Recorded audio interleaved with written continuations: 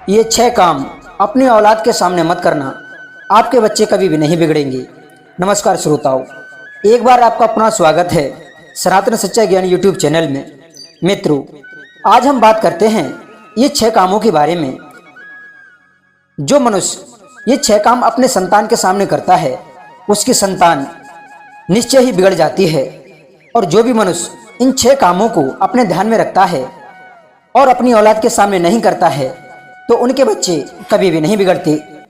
तो आइए अब हम बात करते हैं कहानी की तरफ। एक बार एक आदमी अपनी बूढ़ी गाय को जंगल में छोड़कर चला गया। बेचारी गाय बहुत बूढ़ी हो चुकी थी, उससे रास्ता भी ठीक से नहीं चली जाती थी। थक हार कर वो गाय एक पेड़ के नीचे जाकर के रोने लगी और उसी वृक्ष पर एक बंदर बैठा हुआ था। गाय को रोता हुआ देखकर बंदर ने पूछा कि हे गाय बहन, तुम्हारे लिए क्या दुख है? तुम इस वृक्ष के नीचे बैठी बैठी क्यों रो रही हो? कृपया करके अपनी परेशानी मेरे लिए बताइए, हो सकता है कि मैं आपकी कुछ मदद कर सकूं। बंदर के पूछने पर गाय ने जवाब दिया कि हे बंदर भाई, तुम मेरी क्या मदद करोगे? इस धरती पर सबसे श्रेष्ठ कहलाने वाला मनुष्य जब मेरा दुख दूर नहीं कर सकता, वो मेरे बुढ़ापे में भी सहारा ना बन सका। हे भाई, मैंने ये कभी नहीं सोचा था कि जिसके घर में रहकर अपना दूध पिला पिलाकर मैंने जिन बालकों को जवान बनाया, वो आज मेरे वृद्ध होने पर मुझे 2 समय का चारा पानी भी नहीं दे पाएंगे। उनके घर में रहकर मैंने अपना पूरा जीवन बिता दिया। मैंने चारा पानी के अतिरिक्त उनसे और कुछ नहीं मांगा। जिन मिठाइयों को खाने के लिए हर कदम मनुष्य की जीभ लपलपाती है, मैंने उन मिठाइयों को उनके घर में अपने दूध से तैयार करवाया है। मुझे तो कभी मिठाई खाने का भी लालच नहीं हुआ। बालक से लेकर बड़ों तक उनको मैंने अपने दूध से पाला है। वही निर्दयी मनुष्य आज मुझे भूखा प्यासा मरने के लिए इस जंगल में छोड़ गए। ज्यादा से ज्यादा मैं 1-2 वर्ष और जी लेती। मैंने अपने पूरे जीवन में जितना दूध दे दिया, उसका 1% भी नहीं खा पाती, परंतु वो लालची मनुष्य मुझे उतना भी नहीं खिला सके और आज मुझे मरने के लिए जंगल में छोड़ गए। कोई जंगली हिंसक पशु मेरे बूढ़े शरीर की दुर्गति करके चला जाएगा। कितना मतलबी है इंसान। जब तक मैं दूध देती रही, तब तक तो मनुष्य ने मुझे पाला पोसा, खिलाया पिलाया, और जब मैं बूढ़ी हो गई तो मरने के लिए छोड़ गया। यही सोचकर मैं यहाँ पर बैठी बैठी रो रही हूँ। तब बंदर ने कहा कि हे गाय बहन, मुझे तुम्हारी दुख भरी बातें सुनकर तुम पर बड़ा तरस आ रहा है। हे बहन, मैं तुम्हारा दुख तो दूर नहीं कर सकता, परंतु मैं तुम्हारे लिए कुछ तसल्ली दे सकता हूँ। जिन मनुष्य की तुम बात कर रही हो, वो मनुष्य जब सगे अपनों का नहीं होता, तो भला तुम्हारा कैसे हो सकता है? हे गाय बहन, मैं तुम्हारे लिए एक कहानी सुनाता हूँ, ध्यान देकर सुनो कि मनुष्य कितना खुदगर्ज है। वो तुम्हारे लिए इस कहानी के माध्यम से पता चल जाएगा। किसी गांव में एक किसान दंपत्ति रहा करते थे। उनका एक इकलौता बेटा था। मेहनत मजदूरी करके उन्होंने अपने उस इकलौते बेटे को पढ़ाया लिखाया और पढ़ लिख कर वो किसी शहर में जाकर एक अच्छी नौकरी करने लगा। वहीं पर रहकर उसने एक सुंदर लड़की से अपना विवाह कर लिया। उसका एक 5 वर्ष का बेटा था। वो लड़का अपने बेटे और अपनी पत्नी के साथ में बड़े आनंद पूर्वक अपना जीवन व्यतीत कर रहा था। उस लड़के को गांव से आए हुए कई 1 वर्ष बीत चुके थे और गांव में उसके बूढ़े माता पिता उसका लौटने का इंतजार कर रहे थे।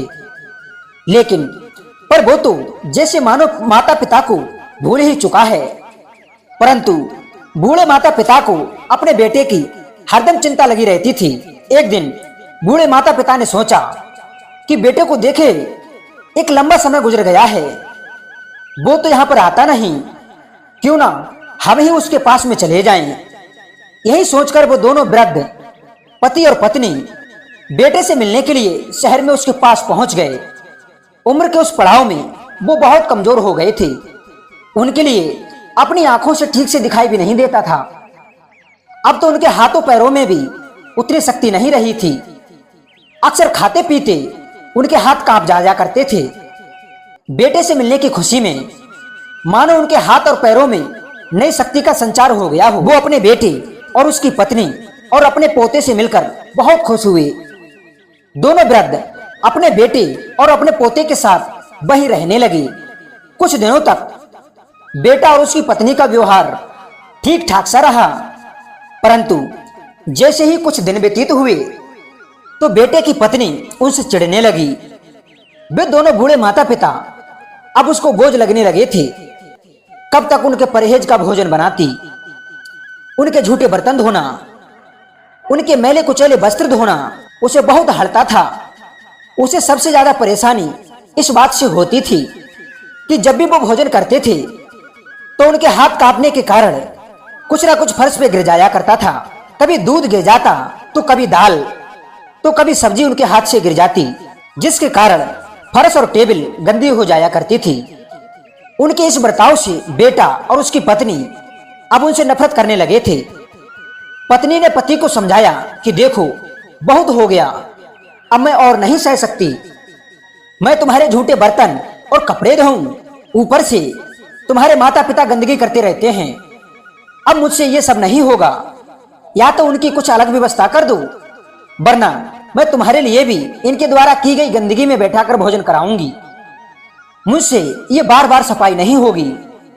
तब पति ने कहा कि प्रिय, तुम चिंता ना करो, मैं अभी इनकी व्यवस्था किए देता हूं। इतना कहकर वो लड़का शहर को चला गया और कुछ प्लास्टिक के बर्तन खरीद लाया और उन बूढ़े माता पिता की एक कोने पर व्यवस्था कर दी और उन्हीं प्लास्टिक के बर्तनों में उन बूढ़े माता पिता के लिए खाना परोस दिया जाया करता था। वो स्वयं जैसा उल्टा सीधा धो पाते थे धो लेते थे, वरना उनके लिए उन्हीं झूठे बर्तनों में खाना परोस दिया जाया करता था। जैसे हम अपने घर में किसी पालतू कुत्ते को अलग भोजन देते हैं, ठीक उसी प्रकार उन बूढ़े माता पिता के बर्तन थे, जिन्हें ना कभी धोया जाता ना उनके नीचे सफाई की जाती। वे दोनों वृद्ध माता पिता कोने में बैठकर चुपचाप भोजन कर लिया करते थे। बेटा और बहू के इस बर्ताव से उनकी आंखों में आंसू आ जाते, परंतु फिर भी उन दोनों पर कोई फर्क नहीं पड़ता। यदि उनसे कुछ काम बिगड़ जाता तो हजारों गालियां सुनने को मिलती थी। माता पिता का इस तरह का व्यवहार उनके 5 वर्ष के बेटे को बिल्कुल भी अच्छा नहीं लगा। वो चुपचाप ये सब देखता रहता था। एक दिन उस छोटे से लड़के ने पूछा कि हे माँ, हे पिताजी, मुझे ये बताओ, दादा और दादी के बर्तन हम लोगों के बर्तनों से अलग क्यों हैं? तब लड़के की मां ने उत्तर दिया कि बेटे, अब दादा और दादी बूढ़े हो चुके हैं। बुढ़ापे में उनके शरीर से दुर्गंध आती है, वो रोज रोज नहीं नहा सकती, इसलिए उनके बर्तन और कपड़े अलग दे दिए हैं। मां की बात सुनकर बालक ने कहा कि मां, दादा और दादी के मर जाने के बाद में इन बर्तनों को ठीक से संभाल कर रख देना। जब तुम बूढ़े हो जाओगे तब तुम्हारे लिए भी इन्हीं बर्तनों की आवश्यकता पड़ेगी। मेरी पत्नी भी दादा दादी की तरह तुम्हें कोने में बैठाकर इन्हीं बर्तनों में खाना दिया करेगी। बालक की बात सुनकर दोनों पति और पत्नी चकित रह गए। अब तो उनकी आंखों में भविष्य की बातें तैरने लगीं। अब उनके मुंह से कुछ भी नहीं निकला। अब उनके लिए अपनी करतूतों पर पछतावा हो रहा था। बालक के एक जवाब ने उन्हें सोचने पर मजबूर कर दिया। वे दोनों अपनी करनी पर बहुत शर्मिंदा थे। उन्होंने अपने बेटे से और अपने माता पिता से क्षमा मांगी कि अब कभी भविष्य में ऐसा नहीं करेंगे। सोचो, यदि माँ बाप ना होते तो आप कहां से होते? आप अपने घर के छोटे बच्चों के लिए एक आईना हो। आप जैसा करोगे वो वैसा ही सीखेंगे। इसलिए बच्चों के सामने हमेशा अच्छा आचरण करना चाहिए और अपने वृद्धजनों का सम्मान करना चाहिए। यदि आप चाहते हैं कि बुढ़ापे में आपकी संतान आपकी केयर करे तो इन बातों को ध्यान में रखना। बुढ़ापा हमारे जीवन का अभिन्न हिस्सा है, जिसे ना चाहते हुए भी स्वीकारना पड़ता है। बुढ़ापे में शरीर शिथिल हो जाता है, हाथ पैर ठीक से काम नहीं करते, जिसके कारण हम सबको भारी मुश्किलों का सामना करना पड़ता है, अपमान का घूंट पीना पड़ता है, अनचाहे कष्ट, अनेकों रोगों से पीड़ित रहते हैं। यदि संतान सुलक्षणी निकले तो फिर बुढ़ापा और भी दयनीय स्थिति में हो जाता है, जो एक जीते जी नरक भोगने के समान है। जितना मर्जी हो धन कमाओ, बहुत सारे सुख के साधन लगाओ, पर इनके साथ साथ एक काम और है जो बहुत ही महत्वपूर्ण है, उसके लिए जरूर कर लेना। और वह काम है अपनी संतान को सुलक्षणी बनाना, उसे अच्छे संस्कारों से संपन्न करना, अपने महापुरुषों के बारे में उन्हें बताना, उनके आदर्शों पे उन्हें चलाना। यदि आपने ऐसा नहीं किया तो आपकी बुढ़ापे में दुर्गति होना तय है। बंदर बोला कि हे गाय बहन, हमें काटने को वही मिलता है जो हम बोते हैं। यदि हमने अपने बुजुर्गों को दुख दिया है तो सुख की आस हमें भी नहीं करनी चाहिए। कहते हैं कि माता पिता भगवान का रूप होते हैं। यदि हम अपने भगवान को संतप्त करेंगे तो भगवान हमारे लिए कभी क्षमा नहीं करेंगे। जैसे सेवक की परीक्षा सेवा के अवसर पर होती है, बंधु बांधवों का प्रेम दुख के समय पता चलता है, मित्र की कसौटी संकट आने पर होती है, पुत्र की परीक्षा बुढ़ापा आने पर होती है, पत्नी का प्रेम गरीबी आने पर पता चलता है। इसमें जो खरे उतरते हैं वही सच्चे सेवक हैं, सच्चे बंधु बांधव हैं, मित्र तथा पत्नी होते हैं। अन्यथा सब दिखावे का रिश्ता है। जो पिता का आज्ञाकारी है वही पुत्र योग्य है। जो बच्चों का उचित ढंग से पालन पोषण करता है, उन्हें अच्छी शिक्षा दिलाता है, वही पिता योग्य हैं। सच्चा मित्र वही है जो विश्वासी होता है। पत्नी वही अच्छी है जो अपने पति का अनुसरण करे। पति वही योग्य है जो धर्म अनुसार पत्नी के प्रति अपने कर्तव्यों का निर्वाह करे, अन्यथा सब बेकार है। बंदर बोला कि हे गाय बहन, ये 6 काम माता पिता को अपनी औलाद के सामने नहीं करना चाहिए।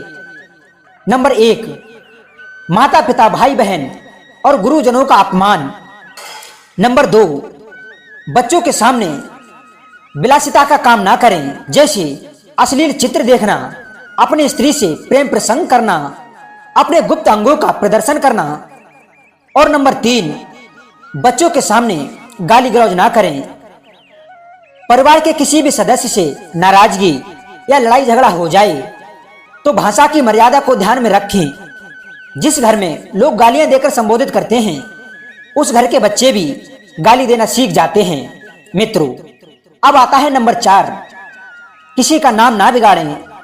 भले ही चाहे वो कोई बालक हो, उसका भी नाम सभ्यता के साथ में लेना चाहिए। अब आता है नंबर 5, बच्चों के सामने किसी असला वगैरह का बंदूक, तमंचा आदि का प्रदर्शन ना करें। किसी को मारने काटने की बात ना करें। बच्चों को ये ना जताएं कि आप कितने पावरफुल व्यक्ति हैं, वरना उनके अंदर बचपन से ही दूसरों पर रौब झाड़ने की आदत बन जाएगी। मित्रों, अब आता है नंबर 6, बच्चों के सामने अपने धन को उजागर ना करें। उन्हें जब आपके धन के बारे में पता चल जाता है तो उनका ध्यान शिक्षा दीक्षा में कम और बाजारों में अधिक रहता है। बंदर बोला कि हे गाय बहन, जो इंसान अपनों का नहीं हुआ वो आखिर तुम्हारा क्या होगा। बंदर की बात सुनकर वो गाय माता अपना दुखड़ा भूल गई और भगवान के ऊपर विश्वास करके जंगल में रहने लगी। मित्रों, आशा करता हूं कि ये 6 बातें आप अपने जीवन में अवश्य उतारेंगे और ये 6 काम अपनी औलाद के सामने नहीं करेंगे। तो मित्रों, यदि कहानी सही लगी है तो कमेंट सेक्शन के माध्यम से अपनी राय हमारे लिए अवश्य देना। और यदि चैनल पर पहली बार विजिट कर रहे हैं तो आपसे निवेदन करना चाहूंगा कि चैनल को सब्सक्राइब कर लेना, वीडियो को लाइक कर देना। मिलते हैं आपके लिए नेक्स्ट वीडियो में एक नई ज्ञान चर्चा के साथ। तब तक सभी श्रोताओं को बहुत बहुत धन्यवाद। जय श्री कृष्ण। राधे राधे।